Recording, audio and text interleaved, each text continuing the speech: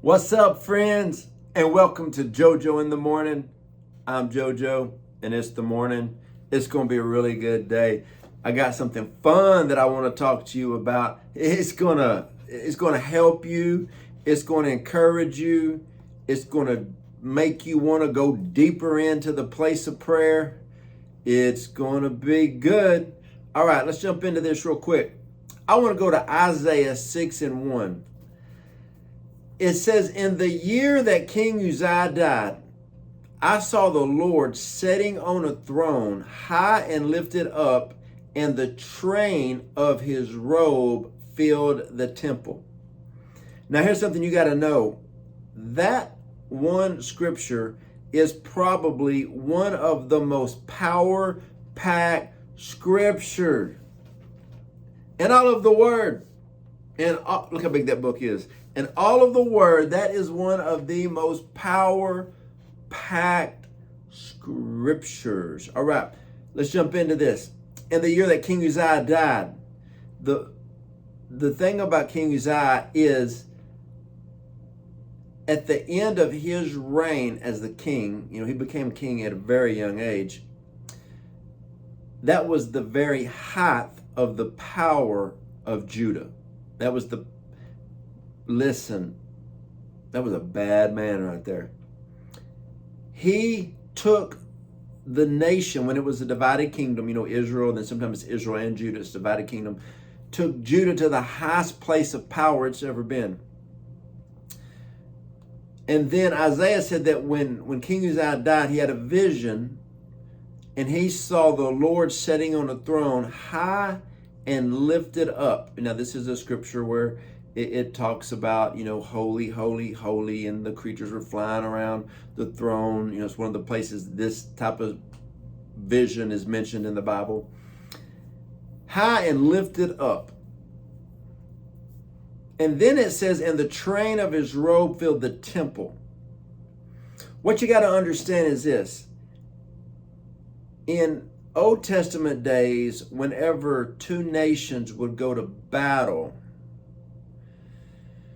and whichever kingdom lost, the king of the winning kingdom would go over and cut the train of the robe of the loser king. Cut the train of the robe off.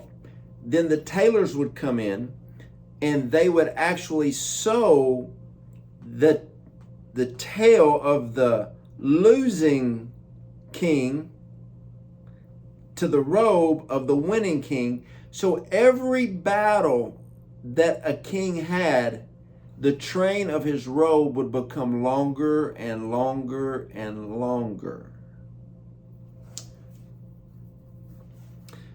When the Lord enters in, you ever been in a service and you just felt the presence and the power of God shows up? You know what that is? The king just entered in. And then the train of his robe enters in. Let me explain that in East Texas terms, okay? I like to bring out the East Texas version of a lot of the scriptures. It just helps a lot of people. When the right people are in the right spot, you will see many victories of the Lord in the public place. King Uzziah was the right king at the right time. He became king, I think, at like 16 years of age, because they saw that he had character. And I think he probably liked coffee as well. Huge, huge part for a king to be successful.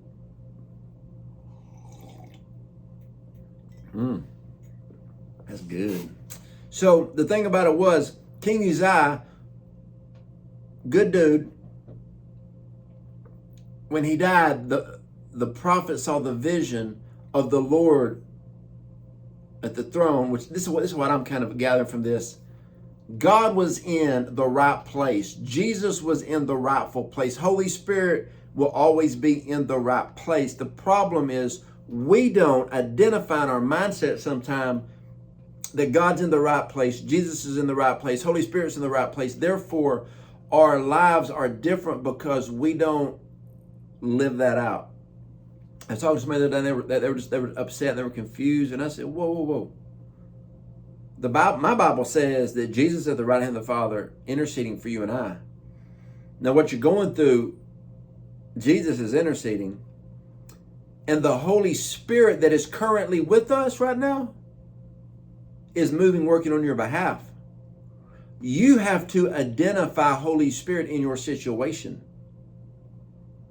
And when you identify Him in the right place, everything's going to change.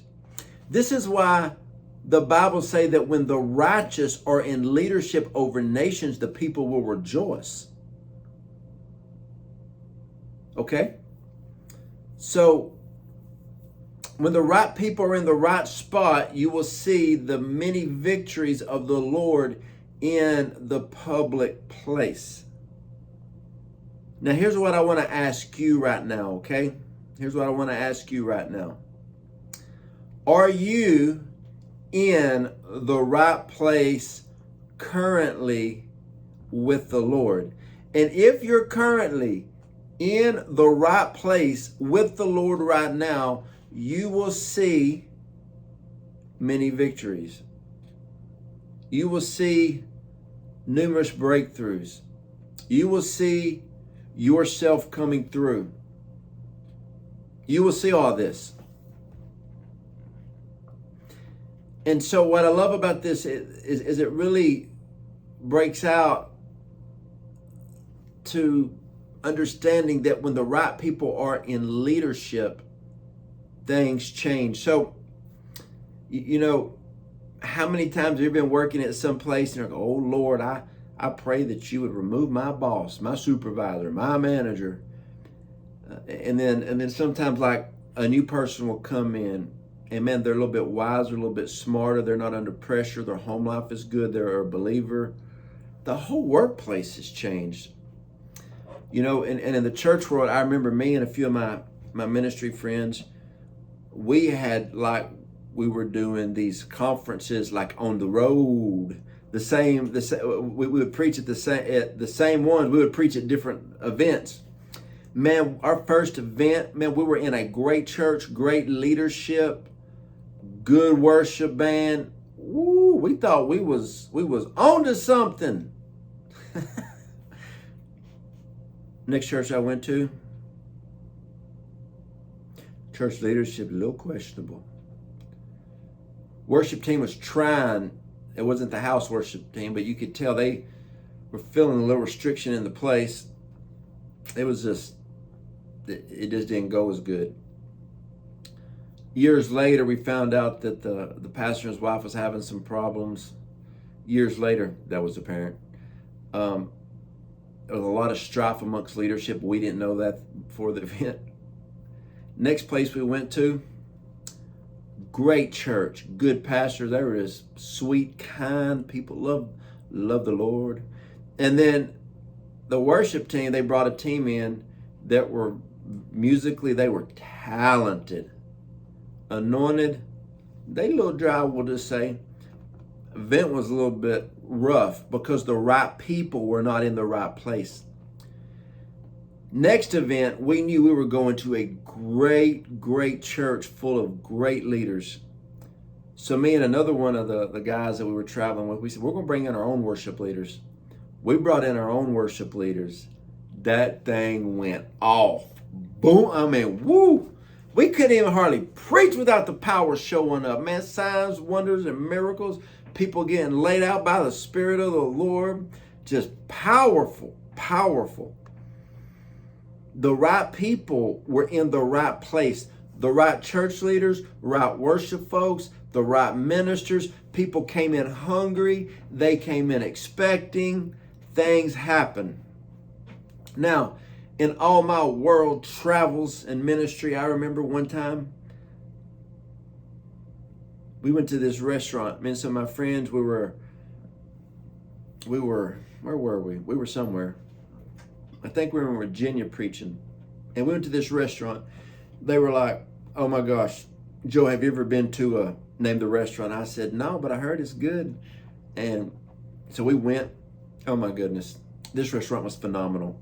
Everybody who was sitting around the table, their plate looked just like the menu. The presentation was good. The food was good. The atmosphere was good. It was so clean. It was a great restaurant. So my wife and I were on a vacation with the kids. And I said, oh my gosh, there's one of those restaurants. I went to one of those restaurants. It was good. The presentation was good. The food was so clean. We went to that restaurant. It was dirty, y'all. It was dirty. The manager, I think they were high or drunk. Food was bad. It took forever to get there. Waitress was rude. Nothing was good about it. Same restaurant, different locations. One had good leadership. One had bad leadership. Why am I saying this to you today? If your friend tries some type of ministry or business and they fail, don't let it scare you, because who knows? You may be the one to do that same type of ministry or business and it worked for you. I remember one time I had some friends of mine. They weren't friends. I shouldn't even say that. I was a lot younger then. And they called me and asked me to go to Starbucks and get some coffee. It was kind of fall, so it was kind of about 65 degrees. And I thought, yeah, man, a cup of coffee would be pretty good, out there sitting outside. So we were going to meet from 1 to 2. We met. We're just talking. Seemed like nice guys. Boy, was I deceived. And they say, hey, man, what you got going on? What you planning? I said, oh, man, I got this conference planned, man, for some young adults, man. It's going to be good. And I'm going to do this, man, and I'm going to do that, man. Da-da-da-da-da. Then a little bit later, I'm like, oh, hey, look, man, it's 2 o'clock. I got an appointment coming from 2 to 3. They're like, cool. So they left. My 2 o'clock came, sat down, hung out with this young dude I was discipling. And so after our disciple time, I went back to the church a little bit after 3. And I opened up social media. The event that I was planning, them knuckleheads I met with planned it for their ministry and used every detail I had. I told my wife about it and she said, what are you going to do? I said, oh, I'm still going to do my event. She said, well, people are going to think you copied them. I said, I don't care what anybody thinks about me. But because they did not get the vision from God, they're not going to succeed. My event will be successful. They did their event, failed, had less than 10 people show up. I did my event, had about 150 people show up. Powerful event. Why? Because God gave me the vision. When the right person does the right thing, they get the right results. What is that right thing that God has called you to do? And this is the Kairos time for you to do that right thing. Oh, right now when I'm talking to you, the Holy Spirit is like reminding you of something. The Holy Spirit is telling you something. The Holy Spirit's like, hey, I've been reminding you to write that book. Hey, I told you to start that blog. I told you to start that business. I told you to jump in on this. Listen, come on, man. Let's do this. Let's go for the things of God. Let's go for the things of God. And so what you got to understand is when you do the right thing at the right time, God is going to bless you. And it's not going to make sense. King Uzziah took the throne when he was 16. How's a 16-year-old going to run a nation? Now, the Bible says he did have a strong, accurate, God-fearing prophet to walk alongside him. That helps a lot. But you wouldn't think that's the right age. But what you got to understand is when God calls you to do something, it doesn't make sense. Or does it? You know, God is not really looking for a certain gender, race, height, ethnic background. You know what he's looking for? A heart of obedience to say, yes, God, here I am, send me, I'm willing. I love the story of Catherine Kuhlman. So many men blasted her for what she was doing. And you know, when she was asked, why are you doing this is a man's ministry? She said, well, the Holy Spirit spoke to me and said, I invited 5 men to do this before you, and none of them was man enough to do it. So when he asked me, I said, yes. My wife always says the most miserable people on planet Earth are the ones called to do something that said no to it, and then they have to sit there and watch somebody else do what they were called to do. True that. True that. All right, so think about it. Most people I know in life that are mad, angry, and miserable and are talking about folks are the ones that are scared to say yes to God, and they're always coming against the ones who are doing what they're called to do. Okay? Example, I don't know if you like these people or not. That ain't what I'm talking about. Tom Brady. Okay? Michael Jordan. LeBron James. You got people talk about them all the time. Joel Osteen is probably the most talked about minister. Everybody's talking about him. Well, they're all are doing and have done pretty phenomenal things. You know, and so what it is a lot of times people come against others. Well, God's looking for somebody to say yes. God's looking for somebody to step up. God's looking for somebody to just do what he says. He's looking for a prophet to stand up and say the word of the Lord. When the right people are in the right spot, you will see many victories of the Lord in the public place. Right people, right timing, right place. God will bring provision. He'll bring people. So I'm asking you, what you do, and don't you dare give me your excuses. I don't. There's a few things I can't stand. I'll give you 4 things I can't stand. 4 things, okay? Number 1, I hate excuses. 2, I cannot stand negativity. 3, insecurity. Ooh, it's an ugly beast. And fear. Those 4 things will keep you back. They will keep you back more than anything in this world. Yep. So I encourage you today, my friends, be that right person at that right place, doing that right thing, and it's going to work out for you. Man, I love you guys. And remember, when you're full of the Holy Ghost, full of the power of God, ain't nothing in this world going to stop you. Can't nothing stop you. Nobody's words can harm you. You know, unless you let them hurt your little feelings. But if you can get your feelings in check, ooh, yeah, boy, we can do something for the kingdom, okay? All right, well, I love y'all. Man, I'll holler at y'all tomorrow. And tomorrow, we're going to go along these same lines, okay? I'm going to probably talk about King Hezekiah. Love y'all.